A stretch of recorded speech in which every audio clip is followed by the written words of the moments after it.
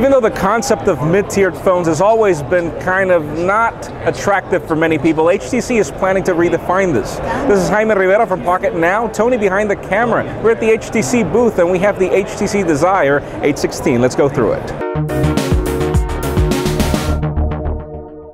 Okay, now there is nothing, absolutely nothing that's mid-tier about this phone, and yet HTC is planning to redefine the category. If you notice, this Desire 816 has pretty much everything that you like from the HTC One, or at least a lot of these features. Like, for example, you do have boom sound. You have something that's extraordinary, which is a 5-megapixel camera at the front that's wide-angle lens. Remember, HTC brought this up with the HTC 8X a couple of years ago. And then in the back, this is a glossy plastic back, but it's, you know, it's not a fingerprint magnet, obviously, because it's the white variant. There are other color options. We have a 5.5-inch 720p display that's IPS LCD. Aside from that, we also have, as I mentioned, the 13-megapixel camera at the back with LED flash. And the good thing about this phone is that we do have expandable storage up to 128 gigabytes. And this phone is actually the first Android phone, I'd say, that sports a nano SIM as compared to the micro SIMs that we see everywhere else.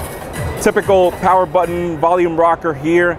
As I mentioned, we do have boom sound. This phone is rocking a Qualcomm Snapdragon 400 processor clocked at 1.6 gigahertz. We have a 2600 milliamp hour battery, 1.5 gigabytes of RAM aside from 8 gigabytes of storage, and as I mentioned, it is expandable to 128 gigs. So even though this is a mid-tier device, or at least it would be categorized as that, it would be rocking LTE off the bat, and it will be available at emerging markets. Now, one of the most interesting points about this device is that even though I can't turn it on because HTC requires us not to, this will be rocking the new version of Sense on Android 4.4. So this will be a very interesting phone, and with the 720p display, it is going to be rocking. Honestly, it feels great in the hand.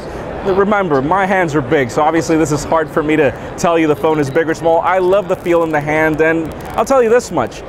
This is not mid-tier in my opinion. I really like what I see here, but obviously it will be your opinion soon. Tony behind the camera, Jaime Rivera from Pocketnow, MWC, the HTC booth, and we've got more videos coming up from this phone.